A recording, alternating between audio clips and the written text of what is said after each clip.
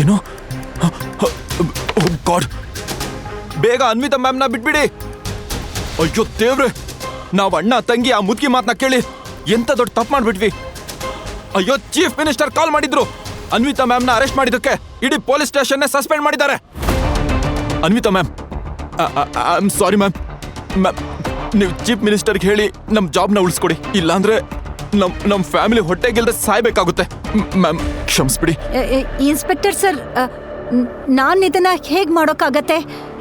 ನನಗೆ chief minister ಪರಿಚಯ ಇಲ್ಲ. ಇಲ್ಲ ಮೇಡಮ್, ನಿಮಗೆ ಅವ್ರು ಗೊತ್ತಿಲ್ಲದೆ ಇರ್ಬೋದು, ಆದ್ರೆ ನಿಮ್ ಗಂಡನಿಗೆ ಗೊತ್ತು. ಸ್ವತಃ ಚೀಫ್ ಮಿನಿಸ್ಟರ್ ಅವರೇ ಹೇಳಿದ್ರು ಇವತ್ತು ಅವ್ರು ಏನೆಲ್ಲ ಆಗಿದಾರೋ ಅದು ನಿಮ್ ಗಂಡನಿಂದನೇ ಆಗಿದ್ದು ಅಂತ. ಮ್ಯಾಮ್, ನನ್ನಿಂದ ದೊಡ್ಡ ತಪ್ಪಾಗಿದೆ. ಪ್ಲೀಸ್ ನನ್ನ ಕ್ಷಮಿಸಿ ಮ್ಯಾಮ್. ನನಗೆ ನಾನೇ ಹುಡ್ಕೊಳ್ತೀನಿ. ಪ್ಲೀಸ್ ಕ್ಷಮಿಸಿ ಮ್ಯಾಮ್, ಪ್ಲೀಸ್ ಕ್ಷಮಿಸಿ.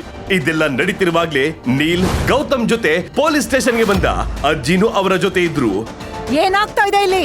ಅರೆ ಇನ್ಸ್ಪೆಕ್ಟರ್, ನಾನ್ ಕಳ್ಳ ಅಳಿಯನ್ನ ಹಿಡ್ಕೊಂಡ್ ಬಂದಿದ್ದೀನಿ ನೋಡಿ. ಇನ್ಸ್ಪೆಕ್ಟರ್ ಗೌತಮ್ ನೋಡಿದ ತಕ್ಷಣ ಶಾಕ್ ಆದ್ರು ಮತ್ತು ಗೌತಮ್ ಮುಂದೆ ಹೋಗಿ ಮಂಡಿಯೂರಿದ್ರು. ನೀವ ಚಿಕ್ಕದಣಿ, ನೀವು ಚಿಕ್ಕದಣಿ ಈ ರೀತಿಲಿ? ಏ ಇನ್ಸ್ಪೆಕ್ಟರ್, ಕಳ್ಳನ್ಗೆ ದಣಿ ಅಂತಿದ್ಯಾ? ಏ ಬಾಯ್ ಮುಚ್ಚು ಮುದ್ಗೆ. ನಾನು ಒಂದ್ಸಲ ಚೀಫ್ ಮಿನಿಸ್ಟರ್ ಆಫೀಸಲ್ಲಿ ಕೆಲಸ ಮಾಡ್ತಾ ಇದ್ದೆ. ಆಗ ಇವರನ್ನ ಮೀಟ್ ಮಾಡಿದ್ದೀನಿ. ಆಮೇಲೆ ಗೌತಮ್ ಬಗ್ಗೆ ಇನ್ಸ್ಪೆಕ್ಟರ್ ಹೇಳಿದ್ದನ್ನ ಕೇಳಿ ಅಲ್ಲಿದ್ದ ಎಲ್ಲರಿಗೂ ಶಾಕ್ ಅಲ್ಲಿ ತಲೆ ತಿರುಗಿತು. ಗೌತಮ್ನ ನಿಜವಾದ ಐಡೆಂಟಿಟಿ ಹೊರಬಂದಾಗ ಇಡೀ ಪೊಲೀಸ್ ಸ್ಟೇಷನ್ ಸ್ಥಿತಿ ಬದಲಾಯಿತು. ಒಂದೇ ಕ್ಷಣದಲ್ಲಿ ಬುಲೆಟ್ ನ ಸೌಂಡ್ ಮಾಡ್ತಿದ್ದ ಜಾಗದಲ್ಲಿ ಎಲ್ಲರೂ ಅವನ ಕಾಲಿಗೆ ಬಿದ್ದರು. ಅವನು ಭಾವ ಇದ್ದಾನಲ್ವಾ, ಅವನು ಸಿಟಿಯ ಅತ್ಯಂತ ದೊಡ್ಡ ಶ್ರೀಮಂತ ಫ್ಯಾಮಿಲಿಯ ಅಳಿಯ. ಇವತ್ತು ಅವನ ಹೆಂಡತಿ ಬರ್ತ್ಡೇ ಪಾರ್ಟಿಲಿ ವೇಟರ್ ಆಗಿ ಕೆಲಸ ಮಾಡ್ತಿದ್ದಾನೆ. ಅರರೇ, ನಿಂಗೆಂಥ ದಿನ ಬಂತಪ್ಪ. Very good. ಹೆಂಡತಿಗೆ ಗಿಫ್ಟ್ ಕೊಡ್ಬೇಕು ಅನ್ನೋ ರೀಸನ್ಗೆ ಓವರ್ ಟೈಮಿಂಗ್ ಮಾಡ್ತಿದ್ದಾನೆ ಅನ್ಸುತ್ತೆ. ಓ ಗುರು, ನಿಜವಾದ ಫನ್ ಅಂದ್ರೆ ಏನು ಅಂತ ನಾನು ನಿಮಗೆ ತೋರಿಸ್ತೀನಿ. ಶೋರ್. Hey waiter. Yes sir. ಬಾಯ್ಲಿ.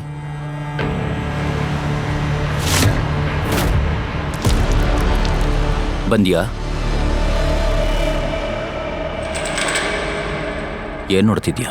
ಕ್ಲೀನ್ ಮಾಡಿದ್ನಾ? ಕ್ಲೀನ್ ಮಾಡು. ಮನೆ ಅಳಿಯ ಗೌತಮ್ ಏನು ಮಾತಾಡದೆ ತನ್ನ ಮೈದನ ಶೂ ಕ್ಲೀನ್ ಮಾಡೋಕೆ ಶುರು ಮಾಡ್ದ. ಅಲ್ಲಿ ನಿಂತಿರೋ ಎಲ್ರು ಅವನನ್ನ ನೋಡಿ ನಗೋದಕ್ಕೆ ಶುರು ಮಾಡ್ತಾರೆ. ಇದನ್ನ ನೋಡಿ ಅನ್ವಿತಾ ನಾಚಿಕೆಯಿಂದ ತಲೆ ತೆಗೆಸಿದ್ಲು. ಶೂ ಕ್ಲೀನ್ ಆದ್ಮೇಲೆ ಗೌತಮ್ ನಯವಾಗಿ ಹೇಳ್ದ, ಆಯ್ತು ಸರ್. ಗುಡ್. ಸಿಟಿಯ ಶ್ರೀಮಂತ ಫ್ಯಾಮಿಲಿಯ ಮಗಳು ಅನ್ವಿತಾಳನ್ನ ಅವಳ ಅಜ್ಜ ಒಂದು ರಹಸ್ಯ ಕಾರಣಕ್ಕೆ ಕಡು ಬಡವ ಮತ್ತು ದಿವಾಳಿಯಾದ ಹುಡುಗ ಗೌತಮ್ ಜೊತೆ ಮದುವೆ ಮಾಡಿಸಿದ್ರು. ಅನ್ವಿತಾ ಮದ್ವೆ ಏನೋ ಆಗಿದ್ಲು, ಆದ್ರೆ ಫ್ಯಾಮಿಲಿಯ ಮನೆ ಅಳಿಯನಾಗಿ ಬದುಕ್ತಾ ಇದ್ದ ಗೌತಮ್ನ ಮರ್ಯಾದೆ ಮನೆ ಕೆಲಸದವ್ರಿಗಿಂತನೂ ಕೀಳಾಗಿತ್ತು.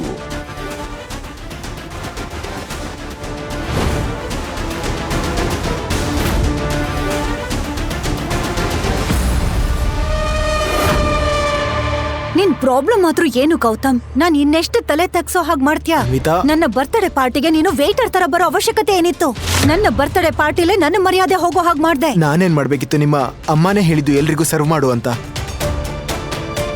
ನೀನ್ ಯಾವ್ದಕ್ಕೆ ಲಾಯಕ್ ಆಗಿದ್ಯೋ ಅದನ್ನೇ ಹೇಳ್ತಾರೆ ಅಲ್ವಾ? ನೀನ್ ಈ ಮನೆಗ್ ಬಂದಾಗಿಂದ ಈ ಫ್ಯಾಮಿಲಿ ಅಳಿಯಂತರ ಅಲ್ಲ, ಬದ್ಲಿಗೆ ಈ ಮನೆ ಅತ್ಯಂತ ಕೆಟ್ಟ ಸರ್ವೆಂಟ್ ತರ ಕಾಣ್ತೀಯ.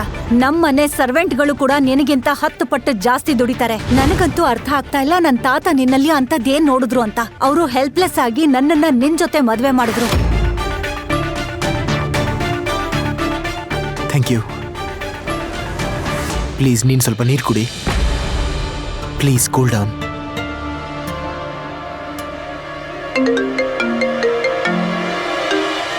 ಇದೆಲ್ಲ ನಡೀತಿರುವಾಗ್ಲೇ ಗೌತಮ್ಗೆ ಒಂದು ಕಾಲ್ ಬಂತು. ಇಷ್ಟೆಲ್ಲ ಸಮಸ್ಯೆಗಳ ಮಧ್ಯೆ ಸಹ ಅವನ ಮುಖದಲ್ಲಿ ಒಂದು ನೆಮ್ಮದಿ ಕಾಣಿಸ್ತು. ಅವನು ಬಹಳ ಜಾಣ್ಮೆಯಿಂದ ಅನ್ವಿತಾಳನ್ನ ಸಂಭಾಳಿಸಿ ಅಲ್ಲಿ ಯಾವ ಸೀನ್ ಕ್ರಿಯೇಟ್ ಮಾಡದೆ ಪಾರ್ಟಿಯಿಂದ ಹೊರಟು ಹೋದ. ಗೌತಮ್ನ ಈ ಹೊಸ ವರ್ಷೆ ನೋಡಿ ಅನ್ವಿತಾಗೆ ಶಾಕ್ ಆಯ್ತು. ಅವನು ರಾತ್ರಿ ವಾಪಸ್ ಬಂದವನೇ ಬೆಡ್ರೂಮ್ ಒಳಗೋದ. ನಿನಗ್ ನಾಚಿಕೆ ಆಗಲ್ವಾ? ನನ್ ರೂಮ್ ಒಳಗ್ ಬಂದಿದ್ಯಾ? ಯು ಇಡಿಯಟ್, ಹೊರಟೋಗು ಇಲ್ಲಿಂದ. ನಾನ್ ನಿನ್ ಗಂಡ ಅಲ್ವಾ, ನಾಚಿಕೆ ಯಾಕಾಗ್ಬೇಕು? ಜನರಿಗೆ ಡ್ರಿಂಕ್ ಕುಡಿಸ್ತಾ ಒಂದೆರಡು ನೀನು ಕುಡ್ದಿದ್ಯಾ? ನಿನ್ನಂತ ಫೂಲ್ ಯಾವತ್ತೂ ನನ್ ಗಂಡ ಆಗೋಕ್ ಸಾಧ್ಯ ಇಲ್ಲ. ನೀನ್ ಜಸ್ಟ್ ಪ್ರಪಂಚಕ್ಕಷ್ಟೇ ನನ್ ಗಂಡ, ಈ ರೂಮ್ ನಲ್ಲಲ್ಲ. ಇಷ್ಟು ರಾತ್ರಿಲಿ ಎಲ್ಲಿಂದ ಬರ್ತಾ ಇದ್ಯಾ? ಆಕ್ಚುಲಿ ನಿಂಗೊಂದು ಗಿಫ್ಟ್ ತಂದಿದ್ದೀನಿ. ನೋಡಿದ್ರೆ ಶಾಕ್ ಆಗ್ತೀಯ. ಪ್ಲೀಸ್ ಅದನ್ನ ಬಿಡು. ನಿಂದ ಅದೇ ಗಿಫ್ಟ್ ಅಲ್ವಾ? ಬಳೆ, ಬಿಂದಿ, ಯಕ್. ಅದಕ್ಕೆ ಕೆಳಗೆ ಯಾರು ಹೋಗ್ತಾರೆ? ನಾನ್ ತಂದಿರೋದು ಎಷ್ಟೊಂದು ಚೆನ್ನಾಗಿರೋ ಗಿಫ್ಟ್ ಅಂದ್ರೆ ನೀನ್ ನೋಡಿ ಶಾಕ್ ಆಗ್ತೀಯಾ. ಪ್ಲೀಸ್ ಬಾ. ಗೌತಮ್ನ ಈ ಮಾತು ಕೇಳಿ ಅನ್ವಿತಾಗೆ ಶಾಕ್ ಆಯ್ತು. ಅನ್ವಿತಾ ಪ್ಲೀಸ್ ಬಾ, ಒಂದ್ಸಲ ಗಿಫ್ಟ್ ನೋಡು. ನಡಿ.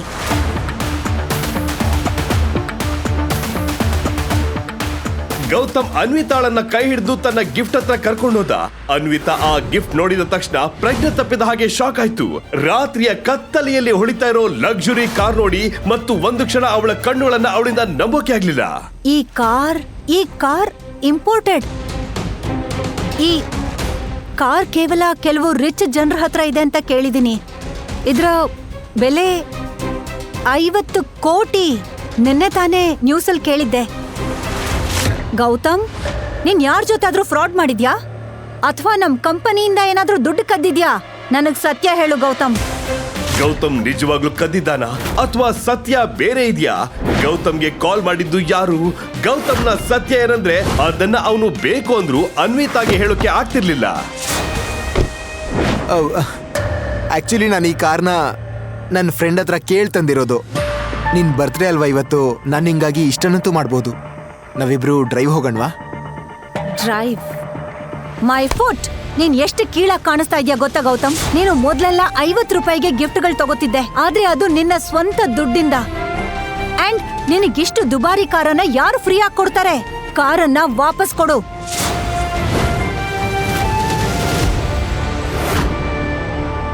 ಅನ್ವಿತನ್ನ ಕೀಳಾಗಿ ತೋರಿಸೋದಕ್ಕೆ ಇದೇ ಪರ್ಫೆಕ್ಟ್ ಟೈಮ್. ಅಂಡ್ ಈ ಅವಕಾಶನ ಗೌತಮೇ ತಂದ್ಕೊಟ್ಟಿದ್ದಾನೆ. ಆಕ್ಚುಲಿ ಅನ್ವಿತಾ ಮದುವೆ ಆದ ಕೆಲವು ದಿನಗಳ ನಂತರ ಅವಳ ಅಜ್ಜ ತೀರ್ಕೊಂಡಿದ್ರು ಮತ್ತು ಅಗರ್ವಾಲ್ ಫ್ಯಾಮಿಲಿಯ ಮುಖ್ಯಸ್ಥೆ ಹಾಗೂ ಅನ್ವಿತಾ ಅಜ್ಜಿ ಗಾಯತ್ರಿ ದೇವಿ ಆಗಿದ್ರು. ಅವಳ ಅಜ್ಜಿ ಗೌತಮ್ನನ್ನ ಅಗ್ರವಾಲ್ ಫ್ಯಾಮಿಲಿಗೆ ಒಂದು ದೊಡ್ಡ ಭಾರ ಇವನು ಅಂತ ಪರಿಗಣಿಸಿದ್ರು ಮತ್ತು ಅನ್ವಿತಾ ಅವಳನ್ನ ಮದುವೆ ಆಗಿದ್ದಕ್ಕೆ ಅನ್ವಿತಾ ಮೇಲೂ ತುಂಬಾ ಕೋಪಗೊಂಡಿದ್ರು. ನೀಲ್ ಮತ್ತು ಶಯನ ಇದರ ಲಾಭ ಪಡೆಯೋದಕ್ಕೆ ಪ್ಲಾನ್ ಮಾಡ್ತಾ ಇದ್ರು. ಅನ್ವಿತಾಳ ರೆಪ್ಯುಟೇಷನ್ ಇಡೀ ಫ್ಯಾಮಿಲಿ ಮುಂದೆ ಹಾಳಾಗುತ್ತೆ. ಇನ್ಮೇಲೆ ಇರೋದು ಮಜಾ.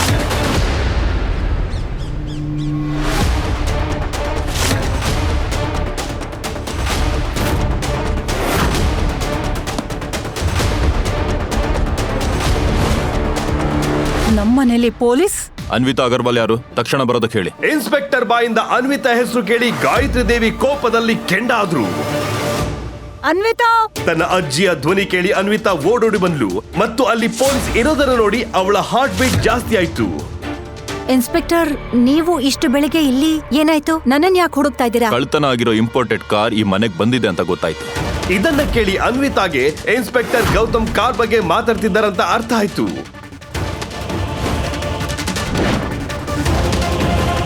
ಹೌದು, ಆ ಕಾರ್ ಬಂದಿದೆ, ಆದ್ರೆ ಅದನ್ನ ನನ್ ಗಂಡ ಗೌತಮ್ ತಂದಿದ್ದು. ಆ ಕಾರ್ ಬೆಲೆ 50 ಕೋಟಿ ರೂಪಾಯಿಗಿಂತ ಜಾಸ್ತಿ ಇದೆ ಅಂತ ನಮಗೆ ಗೊತ್ತಾಗಿದೆ. ಹಾಗಿದ್ರೆ ನಿಮ್ ಗಂಡ ಎಷ್ಟು ದುಡಿತಾರೆ ತಿಂಗಳಿಗೆ?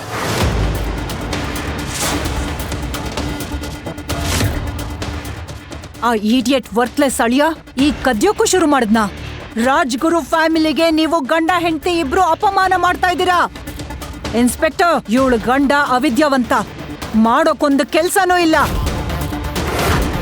ಹಾಗಿದ್ರೆ ಇಂಥ ನಿರುದ್ಯೋಗಿ ಇಲ್ಲಿಟರೇಟ್ ಮನುಷ್ಯನ ಹತ್ರ 50 ಕೋಟಿ ರೂಪಾಯಿಯ ಬೆಲೆಯ ಕಾರ್ ಹೇಗ್ ಬಂತು? ಅದನ್ನ ಫ್ರೆಂಡ್ ಹತ್ರ ಕೇಳಿ ಫ್ರೀಯಾಗಿ ತಗೊಂಡ್ ಬಂದಿರೋದು. ಏನಂದೆ? ಕೇಳಿ ತಂದಿದಾನ? ಆ ನಾಲಾಯಕ್ ಮನುಷ್ಯನ ಯಾವ ಫ್ರೆಂಡ್ ಹತ್ರ 50 ಕೋಟಿ ರೂಪಾಯಿ ಕಾರ್ ಇದೆ? ಒಂದ್ ವೇಳೆ ಇದ್ರೂ ಕೂಡ ಇಷ್ಟು ಎಕ್ಸ್ಪೆನ್ಸಿವ್ ಕಾರ್ನ ಯಾರಾದ್ರೂ ಫ್ರೀಯಾಗಿ ಕೊಡ್ತಾರ? ನಿನ್ನ ಗಂಡ ನಾಲಾಯಕ್ ಮನುಷ್ಯನ್ಗೆ 50 ಕೋಟಿ ಕಾರ್ ಕೊಟ್ಟಂತ ಆ ಶ್ರೀಮಂತ ಯಾರು ಅಂತ ಹೆಸರು ಹೇಳು. ಅಜ್ಜಿಯ ಮಾತು ಕೇಳಿ ಅನ್ವಿತಾಗೆ ನಿಂತ ನೆಲನೆ ಕುಸಿದ ಹಾಗಾಯ್ತು. ಗೌತಮ್ ಖಂಡಿತ ಏನೋ ತಪ್ಪು ಮಾಡಿದಾನಂತ ಅವಳಿಗೆ ಅರ್ಥ ಆಗಿತ್ತು. ಅನ್ವಿತಾಗೆ ಯಾವತ್ತೂ ಇಷ್ಟು ದೊಡ್ಡ ಅವಮಾನ ಆಗಿರ್ಲಿಲ್ಲ. ಅವ್ರ ಹೆಸರು, ಅವ್ರ ಫ್ರೆಂಡ್ ಹೆಸರು ನನಗ್ ಗೊತ್ತಿಲ್ಲ. ಹಾಗಿದ್ರೆ ಹೋಗಿ ನಿಮ್ ಗಂಡನ್ ಕರೀರಿ. ರಾಮು, ತಕ್ಷಣ ಹೋಗಿ ಅವನನ್ನ ಹುಡ್ಕೊಂಡ್ ಬಾ.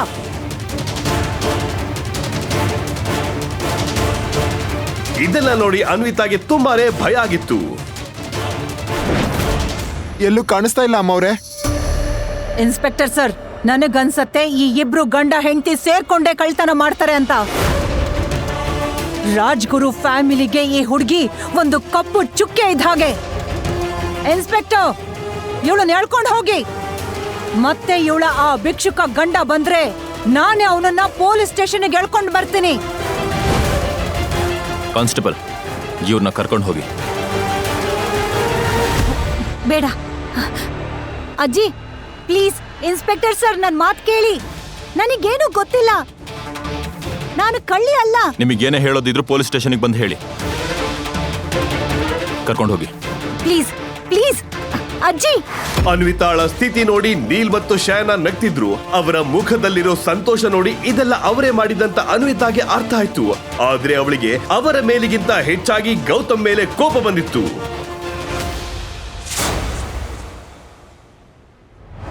ಮ್ಯಾಮ್, ನನ್ನ ತಾತನ್ ಷರತ್ ಹಾಳಾಗ್ ಹೋಗ್ಲಿ. ಇದೆಲ್ಲ ಒಂದ್ಸಲ ಮುಗಿದ ತಕ್ಷಣ ನಾನು ಗೌತಮ್ಗೆ ಡಿವೋರ್ಸ್ ಕೊಡ್ತೀನಿ.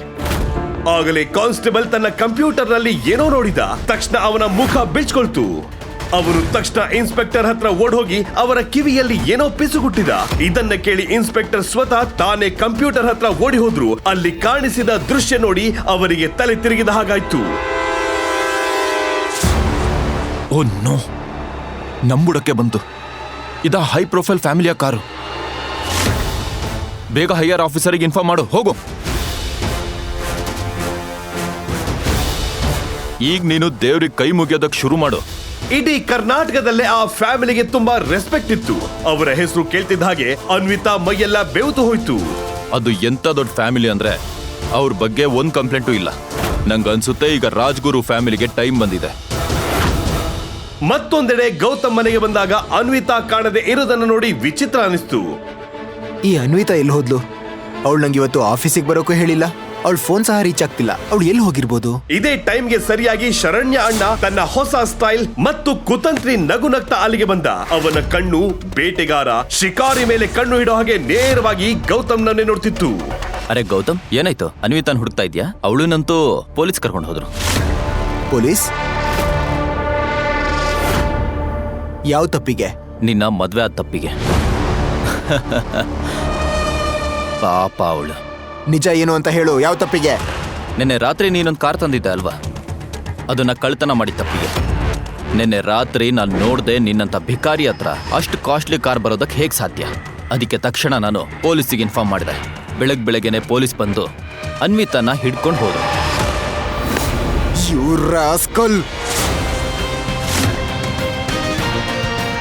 ನೀನು ತಪ್ಪು ಮಾಡ್ದೆ. ನೀವೆಲ್ಲ ಯಾವಾಗ್ಲೂ ನನ್ ಮರ್ಯಾದೆ ತೆಗಿತಿದ್ರಿ, ನಾನು ಏನು ಹೇಳಲಿಲ್ಲ. ಆದ್ರೆ ನನ್ನ ಹೆಂಡತಿ ಜೊತೆ ಹಾಗೆ ಮಾಡಿದ್ರೆ ನಾನು ಸಹಿಸೋದಿಲ್ಲ. ನೀನ್ ನೋಡ್ತಿರೋ ರಾಜ್ಗುರು ಫ್ಯಾಮಿಲಿಗೆ ನಾನು ಏನು ಮಾಡ್ತೀನಿ ಅಂತ. ಏ ಬಾಯ್ ಮುಚ್ಚು.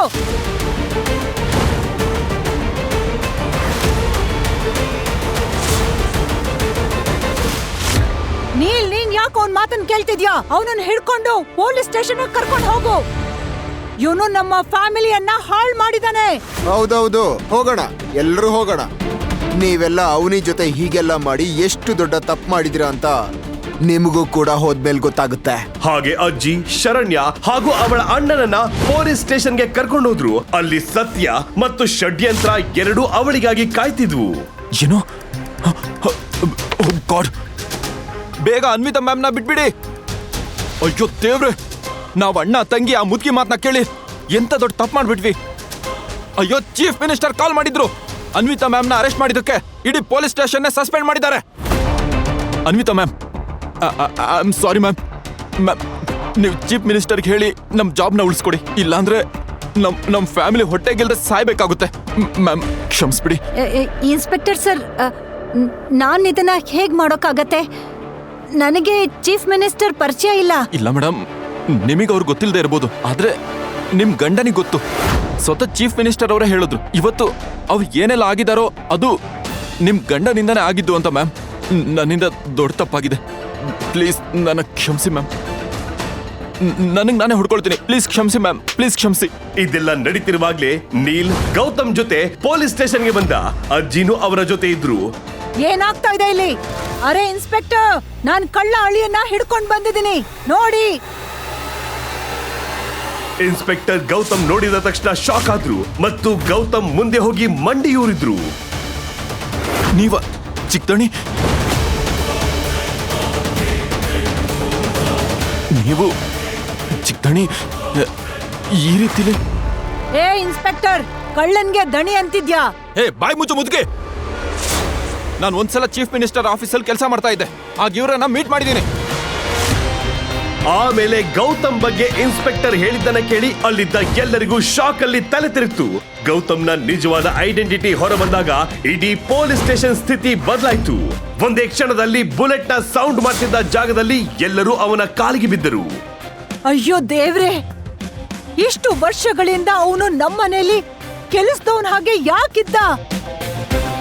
ಗೌತಮ್ನ ಸತ್ಯ ಏನು? ಅಗ್ರವಾಲ್ ಫ್ಯಾಮಿಲಿಗೆ ಗೌತಮ್ನ ಸತ್ಯ ಗೊತ್ತಾದ್ರೆ ಮುಂದೆ ಏನಾಗುತ್ತೆ?